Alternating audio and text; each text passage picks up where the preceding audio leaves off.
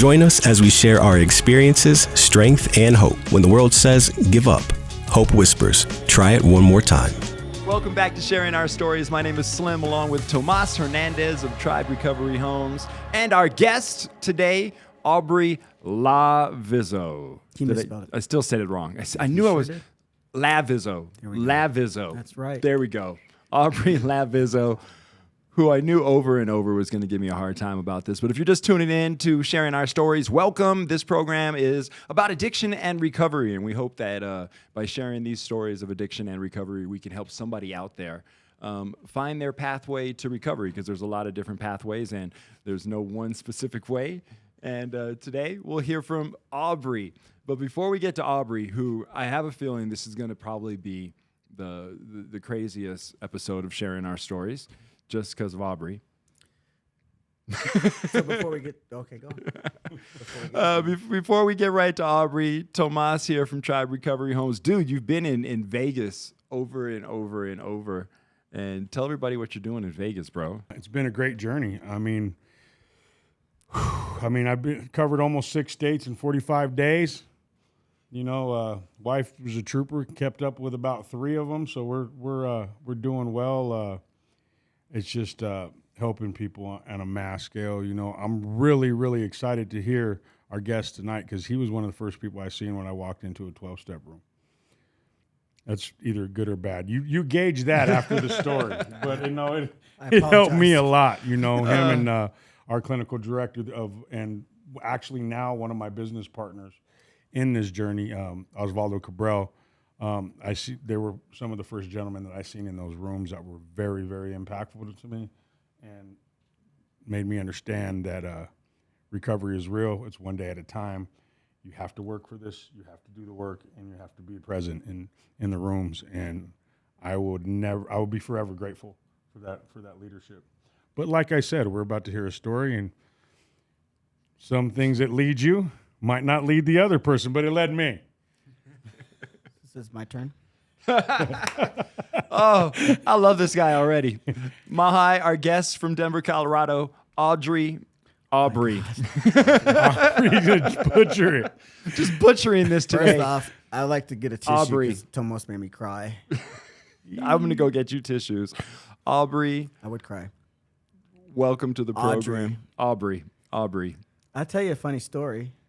Aubrey. When I was in Albuquerque, I was supposed to introduce the main speaker, who is my sponsor, and they said, well, Aubrey L., please come up.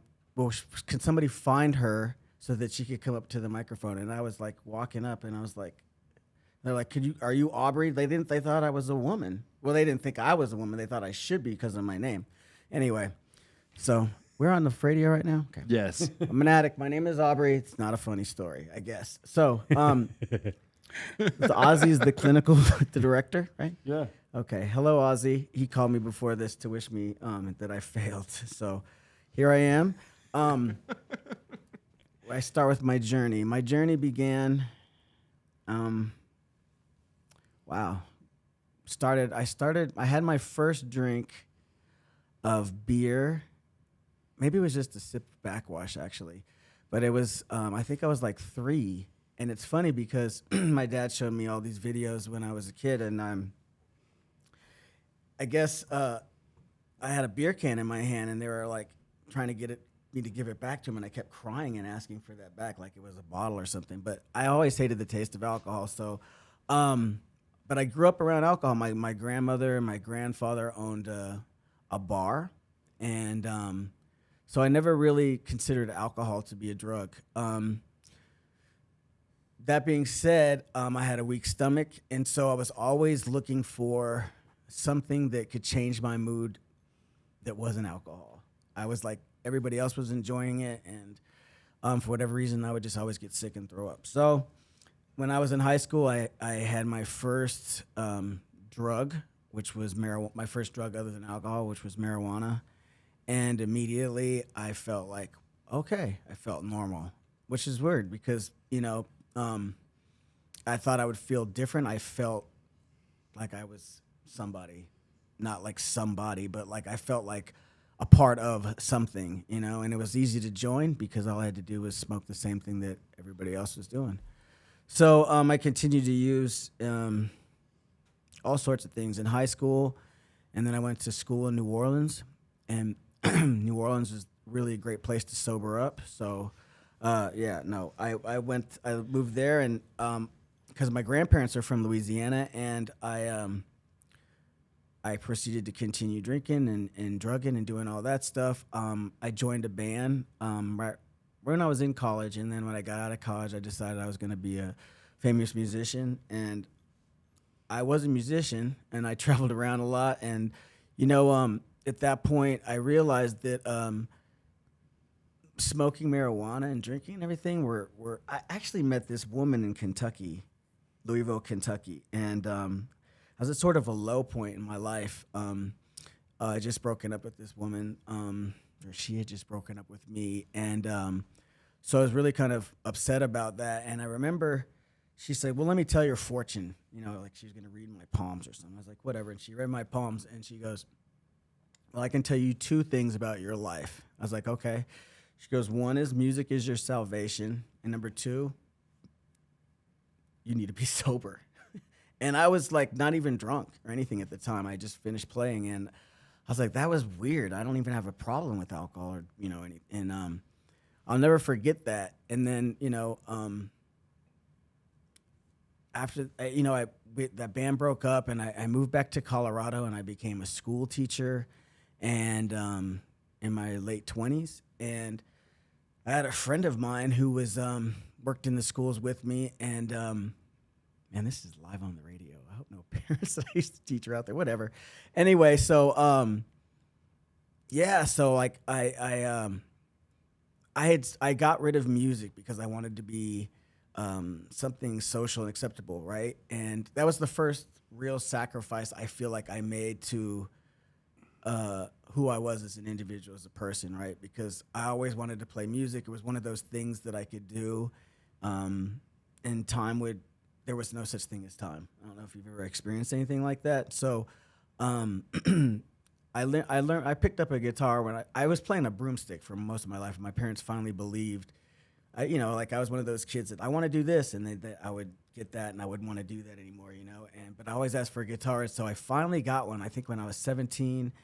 And then when I was 18 years old, I got like this other guy I was playing in college with, and immediately I got obsessed, right? And I started playing like 12 hours a day. And so like in a couple of years, I was really good, right? And so it just became one of those things that I was in love with. And I say that to say that like, so I played in bands, and for whatever reason, like when that relationship ended, and I found myself at like 26 years old in New Orleans, and still waiting tables and everything. And I was like, I need to do something with my life, right? Because for whatever reason, I didn't think I was doing anything with my life. I came back to Denver, and I got this brochure from University of Denver, and it said, you can be a teacher in 9 months. I was like, that's pretty quick, and I don't have to go back to school. So I did that.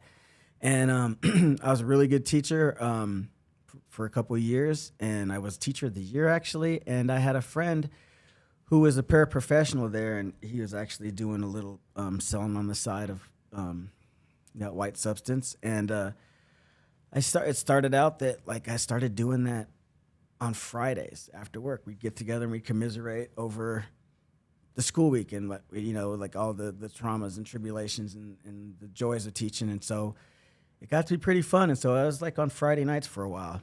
And you know how that goes. And it was Friday and Saturday. And it was Friday and Saturday, and Thursday night was like the beginning of the weekend, and then it was like every night. And I was fortunate that was like the end of my third year, and so I said I need to get away from doing drugs. So it's Colorado is the problem, so I'm gonna go to Atlanta because there's probably no drugs there. There's definitely no cocaine in Georgia, right? So I moved to Georgia in Atlanta, and I had a cousin, God bless her, she's no longer with us. But she, I told her, I was like, I'm moving here. I got a job teaching there immediately. And she said I could stay with her. And she was a former addict, I was told. And I told her, I was just getting off of cocaine and I was really trying something new. She goes, and this to me is like, I guess I was just really clueless at the time. She goes, well, I have something that you can use. It's not cocaine. It's called rock. I was like, well, that sounds good. I don't know what I was thinking. Like and I smoked that stuff. Not even shit. I don't even. Anyway, I spoke that stuff for the first time. And the first thing that came out of my mouth was more, right? And from there on, my life was just, I guess I was 30 when I moved there. And I've somehow managed to get clean for 6 months through a fellowship, CA. And I remember thinking when I had that 6 months, I was like, well, I'm just going to go every year to pick up a key tag or whatever. And of course that never happened. And I started using again. But in that 6 months, I bought a house, right? And I don't know how I managed to keep that house for even a year, but in that time, I had a girlfriend, I managed to lose a car, a girlfriend, a career, and basically everything I'd worked for, in like one night, because I was, it was crazy because I could always stay clean in the summertime because I could get, for me, what I was taught as addiction is about self-centeredness, obsession, and compulsion, right? And I didn't realize that when I was in the summertime, I could study to be a better teacher. And so all my obsession and drive would be around becoming a better teacher. And so I became such a good teacher that when the school year would start, I had like literally this like organism and it would function, And so I really could like kind of sit back and so they never could fire me because they couldn't understand like why my students were doing so well, but I did have like a lot of absences. And so they said that they're going to give me the opportunity to resign and get some help for myself. They thought I told them that they didn't know I had a drug problem. They thought I was depressed and I couldn't get my meds right, which was true. I really couldn't get my meds right, at that time. I thought, I couldn't get the balance right. But so I was able to withdraw from resign, and then I was supposed to get into some help, and then I would go back to teaching in the next year.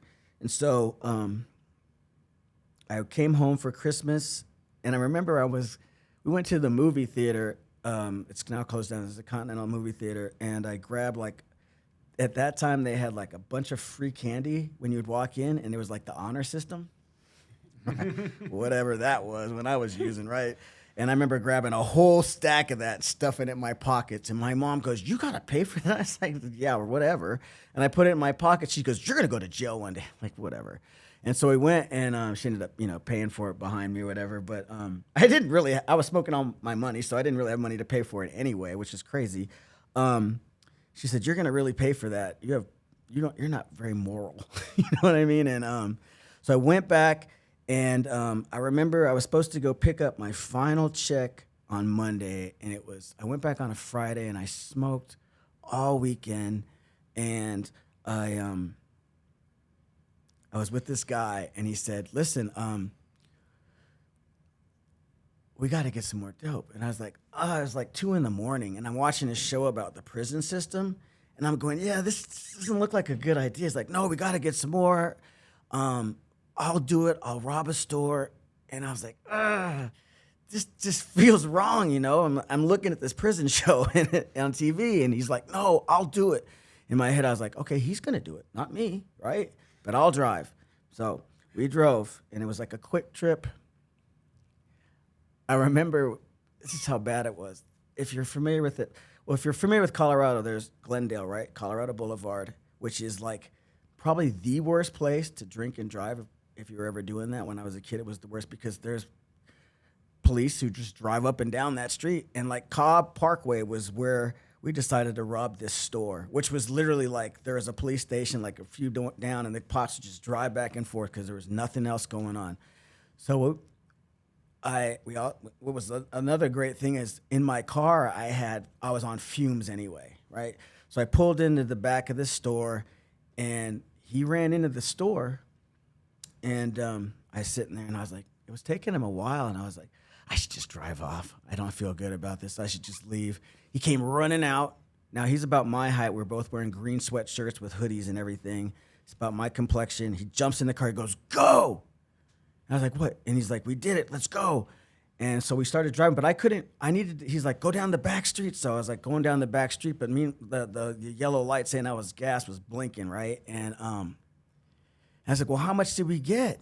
And he was like, $33, And then I was like, well, what did you do? And I guess he put a quarter on the counter, and he asked for change for a quarter. She opened the register, he jumped over, and he took like the money out. Thank God he didn't have like a knife or anything, or my life would have been totally different. So I had to find a gas station immediately, and so we turned around because I couldn't go. I was gonna run out of gas in these back roads, and plus we had to get gas with that. Probably spend $3 on gas and spend the rest on whatever. And we turned back on the road, and I remember we were driving down this other back road, and this cop passed us, and we kind of looked at him, and then we just kept driving, and he kind of turned around, and I was like, okay, that was weird.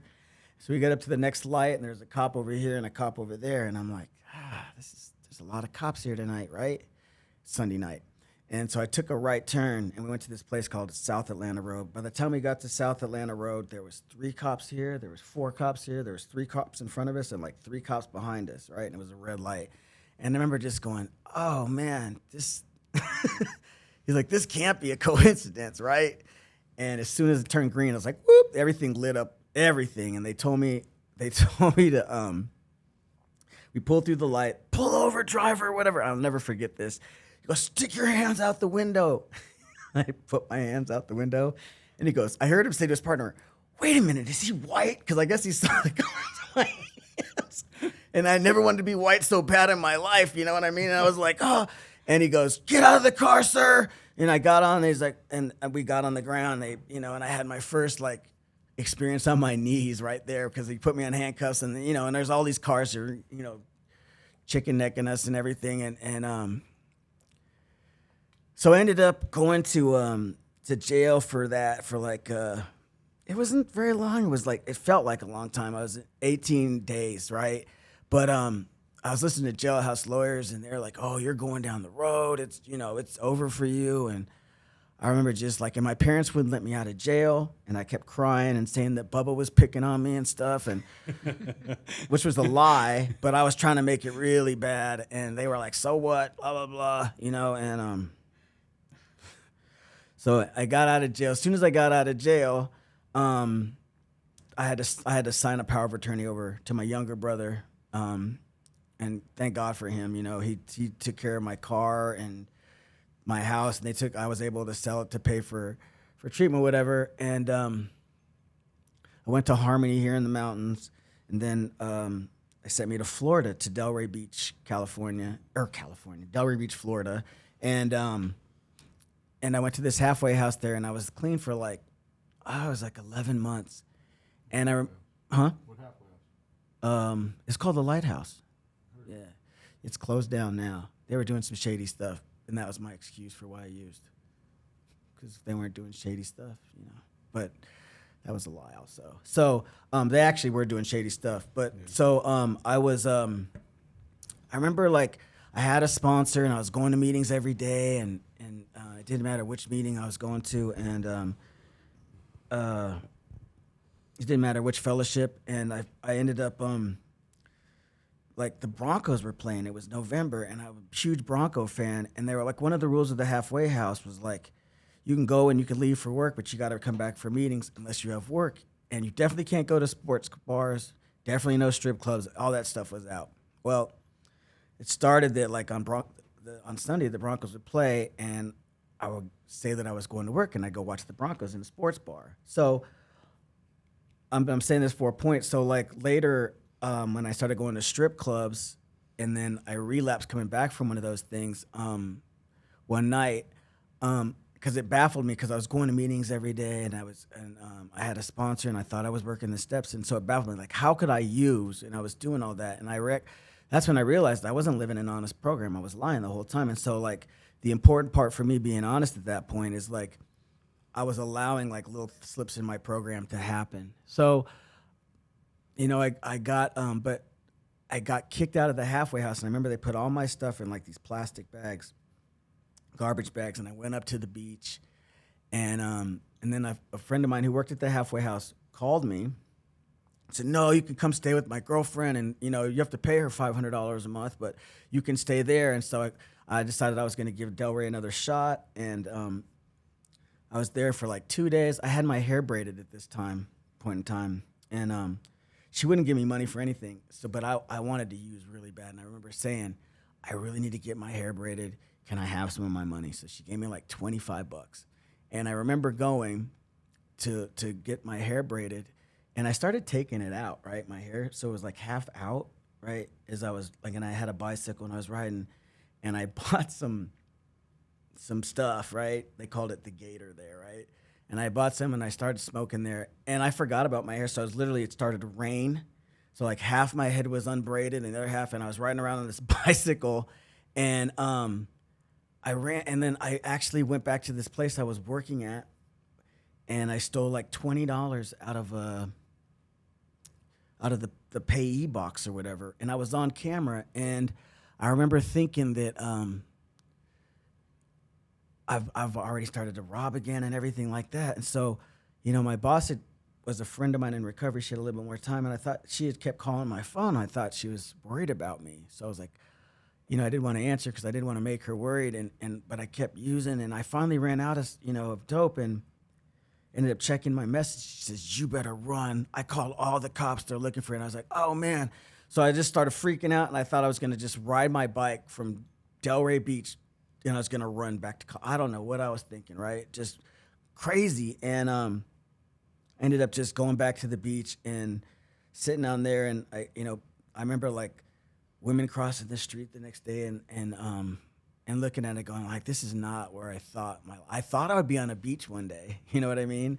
But I thought it would be like living on a beach or something. And I remember just sitting on the ocean, and I pulled down this because there was, sand was in my pants and everything, and I was smelling horrible. And I basically like pulled this top off a trash can, one of those square trash cans, and I sat on it, the top of the trash can, and I was like looking at the ocean, and I remember saying, "God, like, they say that you're greater than anything, and if you're greater than this, I need some help," right? And it was crazy. Like, for whatever reason, I don't even know how my phone had juice in it anymore. But I picked it up and I called my dad the next day, and my dad was like one of those dads that was like not an enabler. Like, you made your bed, lie in it. Like, he was the one that was like, my family wanted to bail me out of jail, and he was like, no, he needs to sit there and learn. And I hated him at the time for that, right? And if he's watching right now, he knows I love him for this, for sticking to that. But it was crazy because I called, and he said, "Yes, son." And I said, "Dad, I used again." And he goes, "Uh-huh." And I was like, he's like, "Okay." And I was like, "I don't know what to do. I need help." Right? And he goes, "Okay." And he like, just like the prodigal son. And like, so there's these Marriott and like these really tall hotels like on the beach, right, on the other side of the street. And he put me on like one of the top floors of the hotel, and he like ordered me like this great room service, like a steak dinner and all this stuff. And I slept really good. And he called a limo to come to Delray Beach, which is just 2 hours from Miami, to come pick me up and then take me to the airport in Miami, right? And which was like, I couldn't believe that, right? I was like, he didn't even say anything, he was just like, okay. And so he picked me up from the airport, and I remember just like looking at him, and he looked at me like, he's like, "I love you, son," and we got my bags and everything.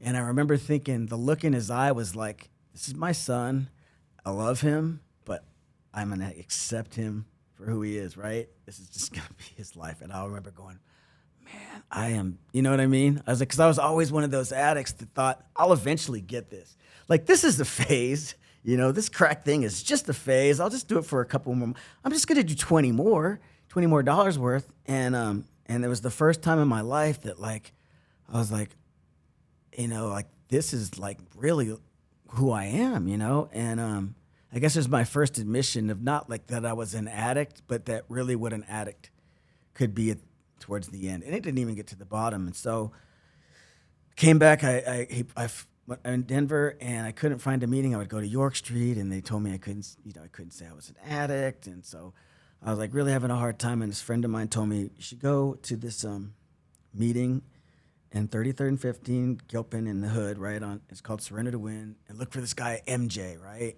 And he's looking for you, and you know it was like around Christmas time, and I said, I was like, okay. So I went down there, and it was weird. Like I saw MJ, right, and he was smiling a lot. You know, he has big teeth and that big bald head. Yeah, I know.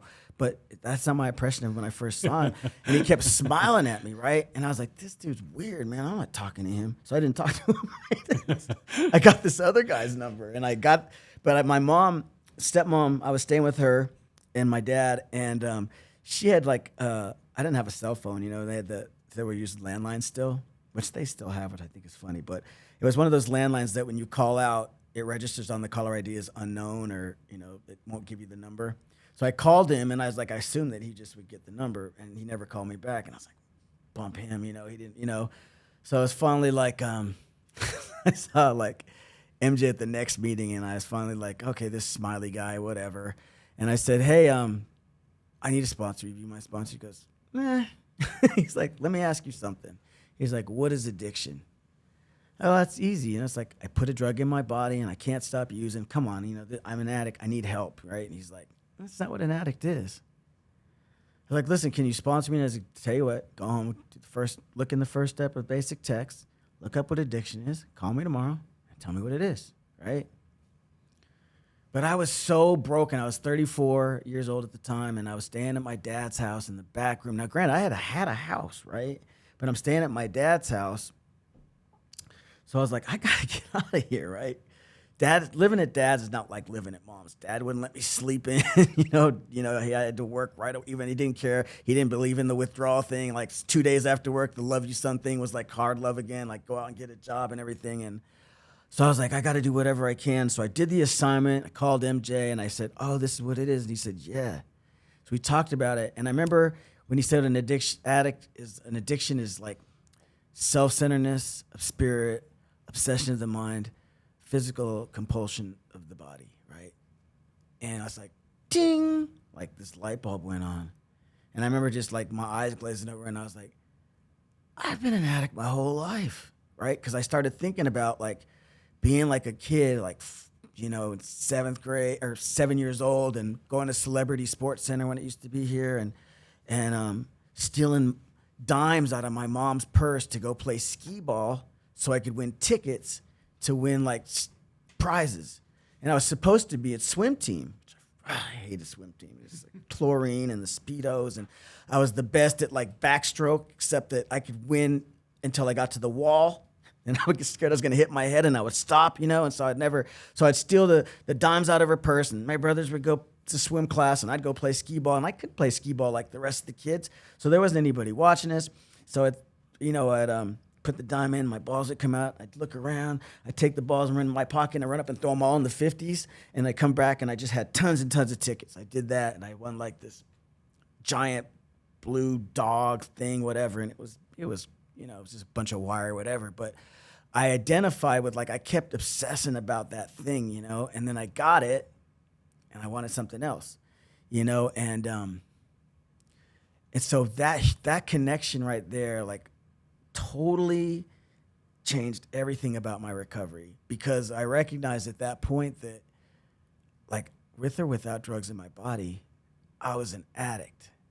And there was something really, like, comforting about that, because I went to doctors and therapists, and they diagnosed me with this and with that, and, you know, everything from seasonal affective disorder to, like, you know, whatever, you know, and I just remember thinking, oh my God, like, that's it. And he's like, well, that's it, but that's what you have, but now you got to, like, deal with it.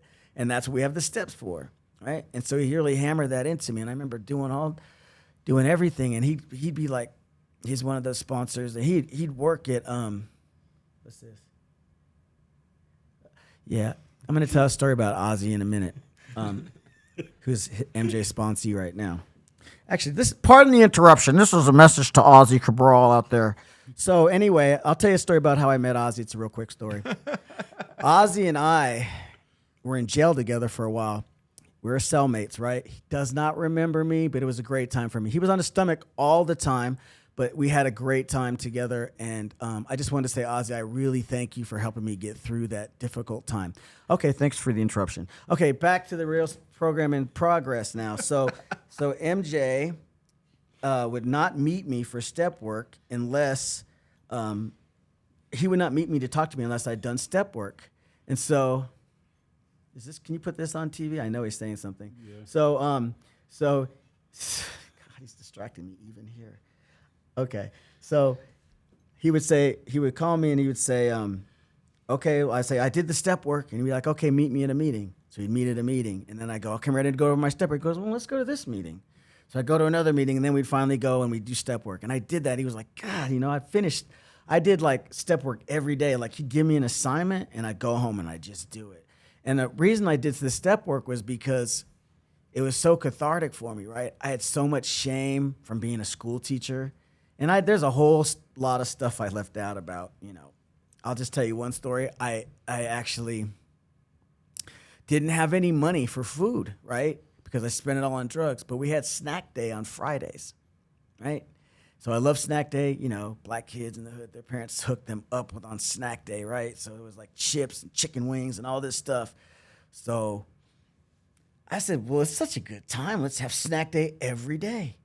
And so they did. We started having snack day every day, and I would literally eat during that time, and then I'd fall asleep in my chair. And I remember one time, the kids were like doing their lessons or whatever. And I remember one time I was like, this thing was on my nose, like, oh, what the heck? And it was the assistant principal.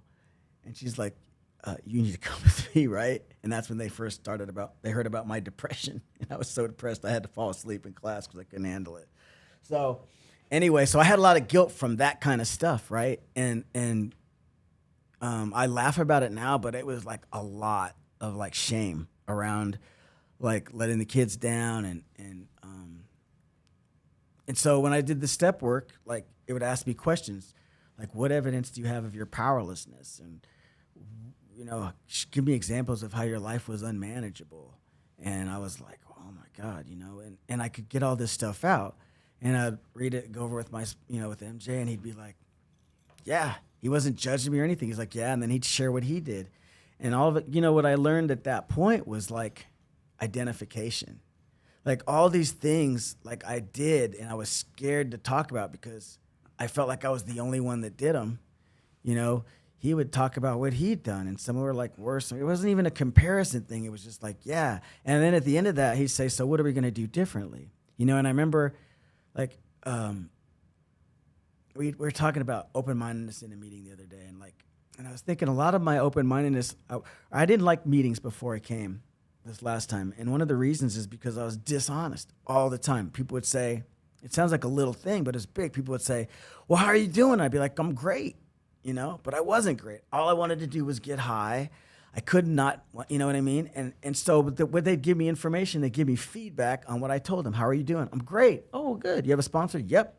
Didn't like my sponsor at all. I thought he was BSing me, all this, but I didn't share any of that stuff, right? And then this last time I was at a meeting and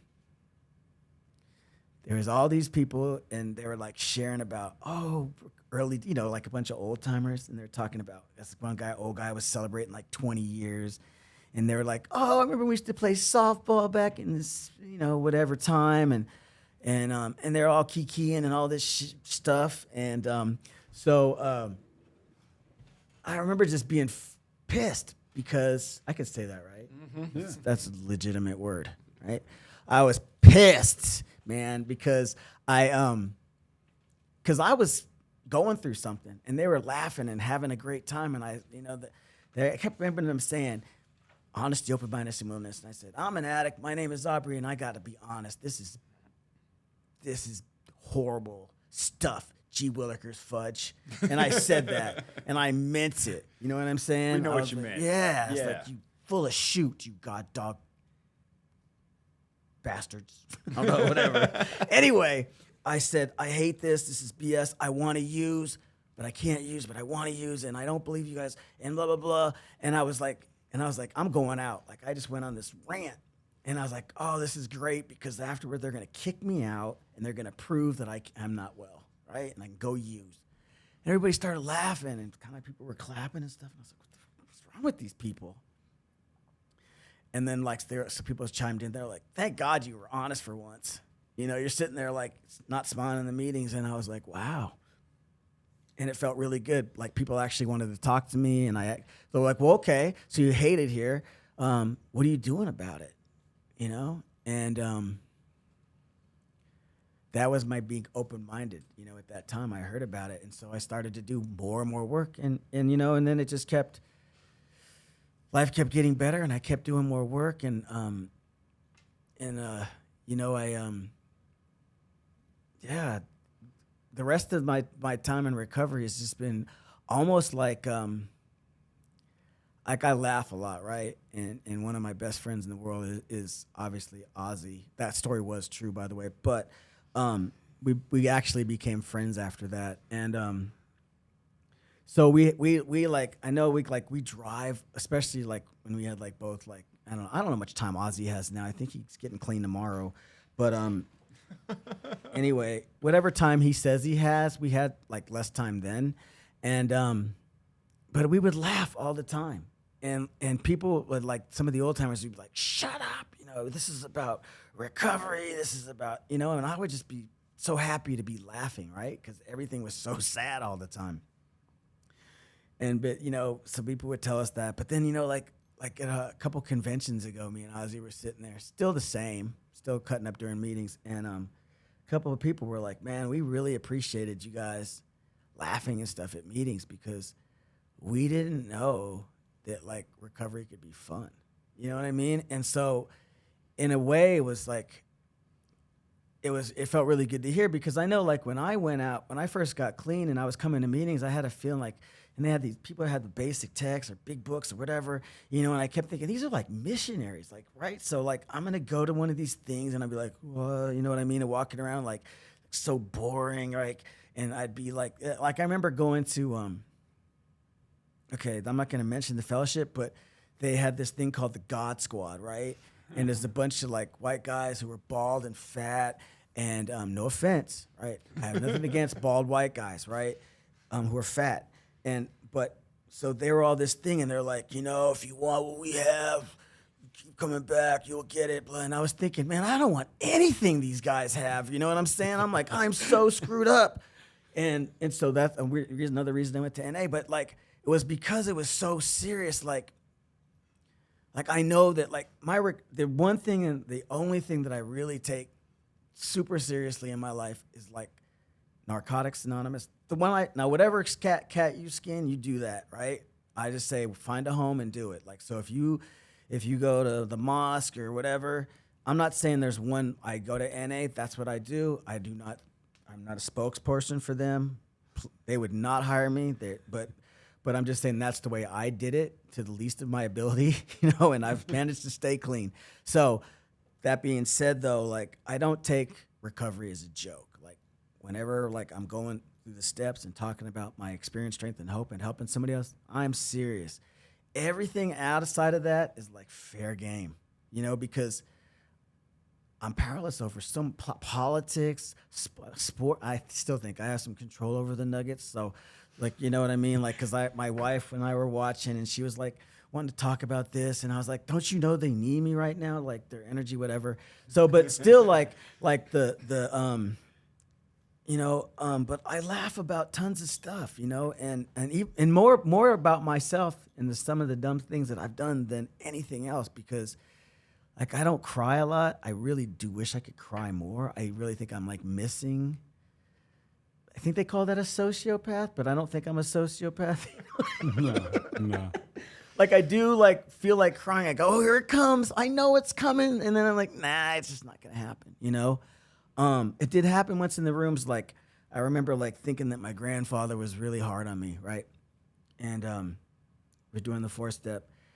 and I was with my sponsor, and I was complaining. I was like, "Oh, he was such an ass," right? That's a 3-letter word, and I was complaining about him, and he had died, right? But I was still getting this out in my resentment, and I was so sad when he died. However,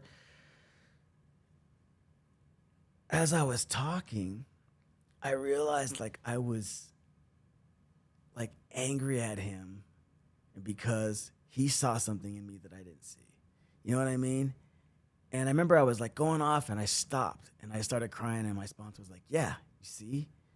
He's like, your grandfather loved you, right?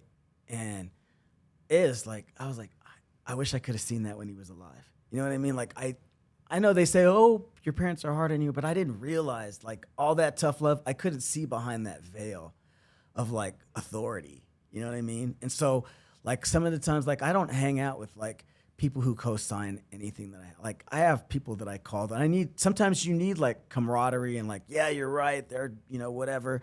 But when you really need help, I do not need people that are going to be like, "You're absolutely right." Like I need people that go, "You're way off base." Like what you did was really wrong. You know what I mean? Because if I don't have that kind of like guidance system in my life, what's the difference when I was using? I had a whole bunch of yes men. Like, yep, you're like, I mean, I don't know. Like when I remember doing like cocaine and it could have been Hitler. And I'd have been like, yeah, when's the next one? Yeah, you did a great job, whatever, and just to get another one. That's how sick it was, But, and that's the people I had in my life. And as soon as the drugs were gone, they were gone. Or as soon as the drugs were gone, I was gone, whatever. I was that person too. So now in recovery, like if you agree with me too soon, I'm like, I don't know. You know what I mean? Like I have to check my ideas and run them past, people. Now, when I have a really sick idea, like one idea, like counterfeiting money or something like that, like I will call Ozzy because Ozzy will do that and I won't do it because I'm like, no way. And he'll try it and he'll say, "It didn't work, man." And I'll be like, "You're so sick." But I'm so grateful for somebody like that because he'll do all the stupid stuff, like hire prostitutes and trick himself out and do all those things in recovery that I would never do. But I love him because he's trying, the little guy. He's trying, the little spud. He is trying to stay clean. And he is doing it. Like I love his fiance, girlfriend, wife, Tuesday, because she supports the little guy. She really looks out for the little guy. And so God bless you, Ozzy. Like when he came to the program, like I was concerned because, I didn't know if we had enough crayons and picture books to really teach him the steps. You know what I'm saying? Like he was like a spud potato walking around, and he would like peck you to death with a spoon. Ozzy is on social media right now on our Facebook Live, and he says you sound high. Absolutely. And ladies and gentlemen, at Tribe Recovery Home, she is our clinical director. And so that was all a joke. None of that was true, except for a little piece that I won't share. So if you're just catching on here, Mahai, the last 60 seconds of what Aubrey said was all about joking with his best friend who was listening and picking on him. I did not say it was Ozzy C. I said it was Ozzy Danny-O.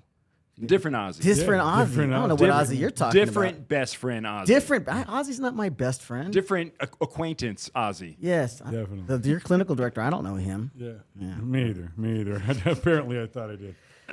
But anyway, this Ozzy that you guys are talking about, whoever's shooting shots like through social media at me, I mean, since I don't know him, I wouldn't do that. That's just not very therapeutic. All right. So this program is also live on social media along with being on the radio. Absolutely. So we're reading this directly off of the Facebook Live comments. Ozzy says to give you a UA. yes. I have burned plastic in the past, but I will not tonight, I promise. Before we started, I got your energy before we even came in here to start recording, and I love your energy. I'm sorry you agree with that or don't want to agree with that. Don't mean to blow smoke up you. But yeah, no, you have great energy, man, and I knew that you were going to add some fun to this. And also, Debbie on our Facebook page, she said, so it is so true, recovery is fun. And that's kind of like your attitude about it. It is. I mean, I wouldn't be here if it wasn't. I mean, that's the truth. I definitely would not be because I think that in the end of it all, like I wanted to be accepted and liked for who I was, right? And with recovery, it's like the more you are who you are, the more people like you. You know what I mean? And that's such a bizarre thing because like I think that like I have this negative core belief, and I think a lot about it. I never want to we on people, like say we have this, but like I know like this negative core belief that says if anybody really got to know me, they wouldn't love me or they wouldn't like me, right? And then you get up there and you'll talk like say something that you've gone through or went through, and then people like identify with that and they'll like embrace you. And I went through that too, and I'm like, wow, that is such a different thing. You know what I mean? But the messed up part is when you go into the regular world and you have a job with normal people and you try to do that, and they're like, "Who are you? Crazy?" You know what I mean? So the real world is still much like the world, right? But like in recovery, it's like it's this really like it's really beautiful, right? You can be you at all times. You can be you. You know, what's great about walking into a 12-step meeting is you never know what you're going to get from yourself and the people that are sitting there. There's definitely. You know, there's a lot of work to be done having a relationship with your step work, with a sponsor. I think a sponsor is the most amazing person. You think about a person, everybody that's listening, him or her has a job, they have their own addiction, they have all the mess that life brings, but for free, they are going to take the time to have interest in you, to get you well, to get you supported, and to get you across the road. In your step work, they're going to be a brother or a sister that when you're in need can get you to realize what you're truly about as an addict in recovery, how to get clean. I know for myself walking in, like Ozzy, yeah, those are great stories. But, you know, Ozzy is, for me, he's something that I wanted. I never seen anybody that's the same ethnic background that I have that ever had an education like that. You know, but still at the same time, crazy as hell and can cut up, but knows when to be serious. You know, MJ, yeah, he does have that smile. He still has that smile. I think when he dies, he's going to be catatonic with that smile in his casket. Yeah, and those big pretty teeth, right? Yeah, you know what I mean? And it's a beautiful thing because that's what the 12-step meeting is, that, you know, you're a member when you say you are, and for people like you, Ozzy, MJ, and many, many more Tuesday, there's always a meeting because that service work is always taken seriously, and we always have a place to go. I mean, I think that one of the coolest things I've learned about being in recovery is like that I have rough weather friends. You know what I mean? And what I say by that is like I always used to have fair weather friends, people that would show up when the times were good.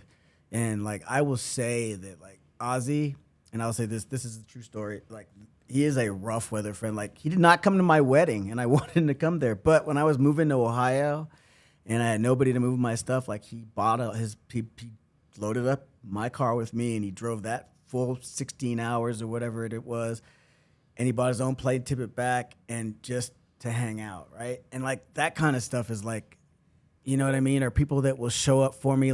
My mom got in a car accident a few years ago. She was totally okay, but she's, you know, older.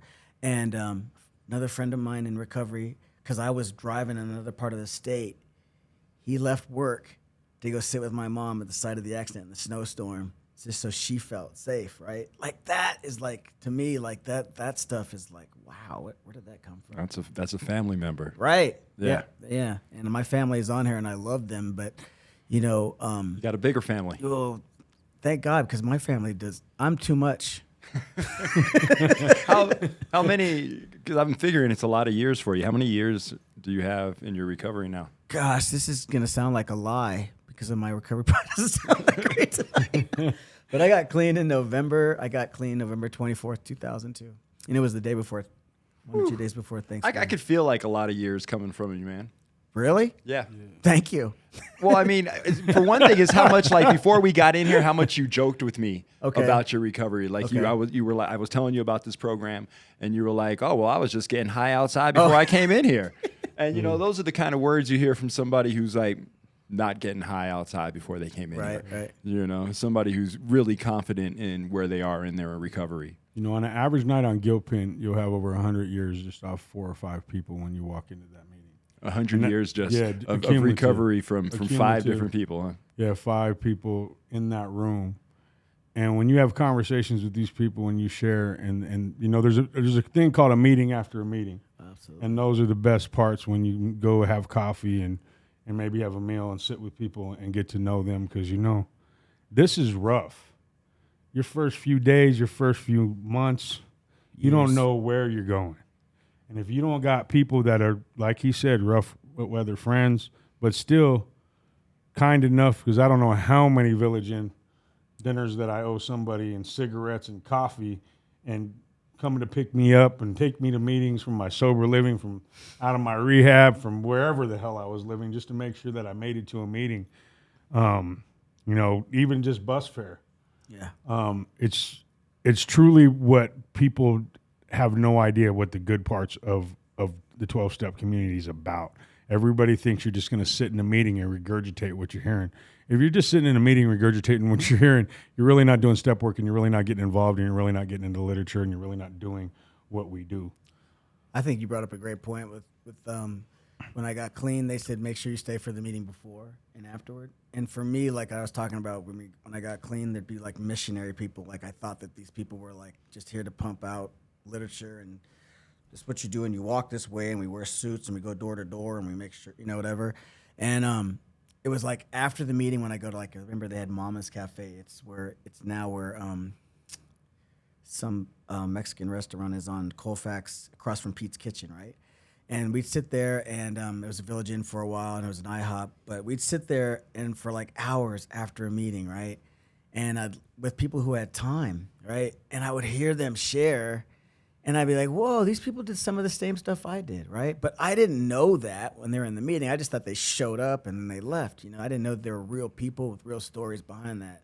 If you're new, like, it feels like I was here yesterday. I was getting clean. I remember those days. And so it says, like, it's easier to stay clean than it is to get clean. I think that, like, it's important to remember that. Like, it's really easy to give stuff away. Like, you can give this away by taking it for granted. So I always go to meetings. I need more meetings the older I get, right? And the longer I stay clean. But if you're new and you're like, I was not a first-time winner, and if you think that I just can't get this, you know what?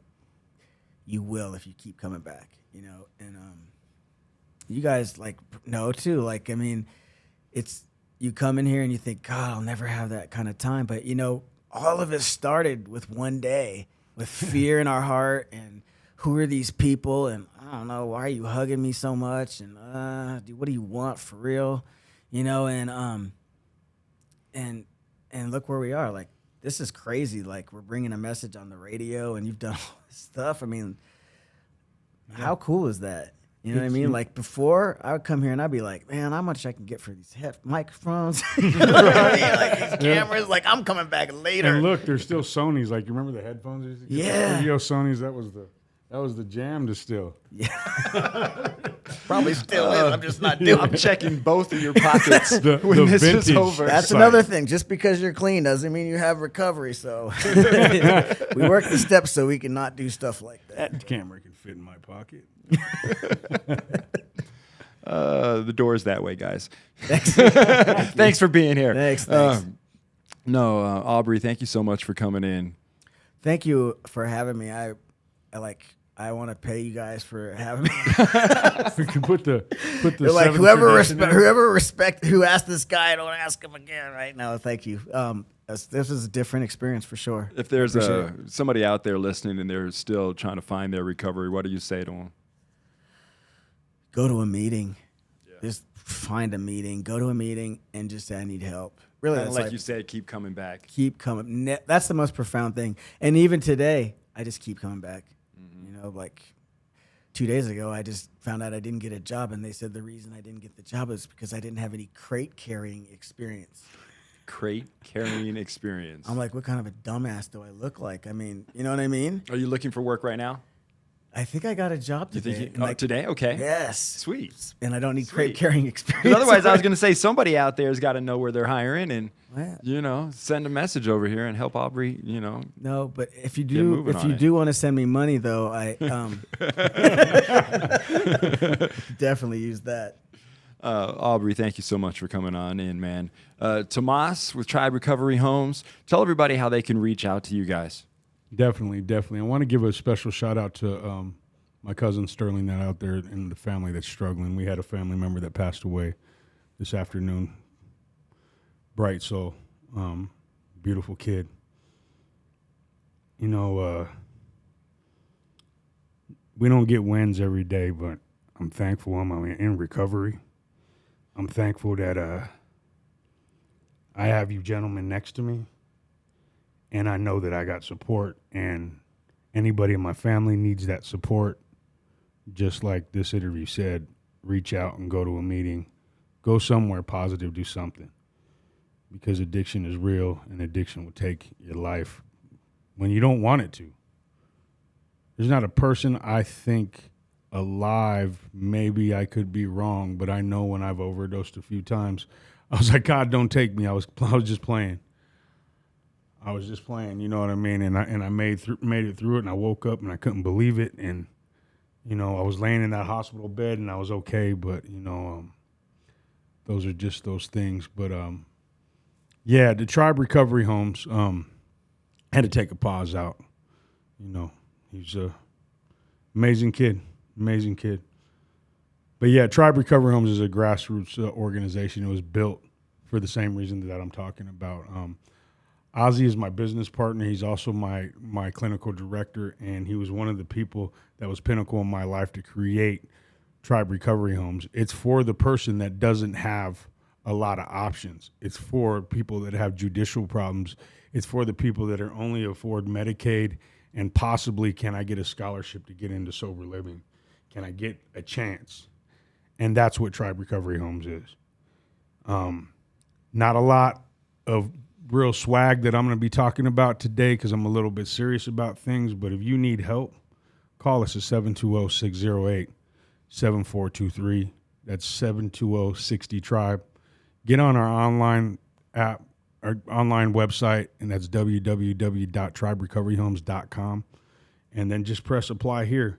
And if we're not a fit for you, we're going to find a great partner that's out there. There's so many out there that we work with that we're going to place you where you need to be. But if you need something now, there are apps, there are everything on social media. You can find it. Go find a meeting until you can get a hold of us the next day or whatever. Because I tell you what, I've been to a lot of rehabs in my life. I've been to a lot more than I want to admit. But I know one that's always been consistent, that always holding up my chair. And there's one that I could think of that's in a half hour, about 5 blocks away from right now. Ain't dead yet. Yeah. And I can go there for free and put $1 in that 7 tradition and get some recovery. And thank There's you. so much recovery out there. Like, there's literally Every day. I mean, with cell phones now and Zoom meetings. You can go on. You can go on a. You can do the most this. entertaining. What's on with that? He has like a full 3-course meal and a cigar by the time you're done with the meeting. Oh, I forget what that. Yeah, you really can. You can just you can clean your house and walk around, and you don't have to see you. Exactly. You get a meeting. You can get meetings all. That's what I did when it was COVID time. I would go to a convention in New York. It was funny doing a convention on Zoom. Yeah. Did you ever do that? Yeah, and recovery. That's the thing about recovery. It looks before you get here. It's like all the stuff you want to do in life. You like those pipe dreams. You get clean. That stuff is real. It doesn't matter how old you are. If you're like 70 years old, like, come in. Like, you never get a check and send it back because it's too late, right? So,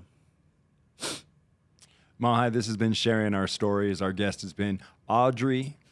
I did it again. I knew it was coming too. Yeah. I knew it. You're I usually knew it. an ace on that. I know. Like, he said he said her name without a flaw.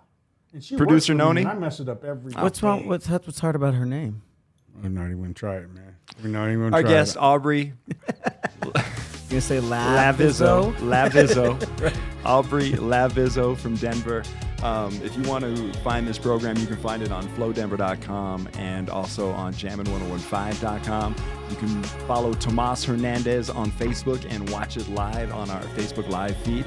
And once again, thank you to producer Dan, and we will be back on your radio Sunday morning, 7 a.m., right here for sharing our stories.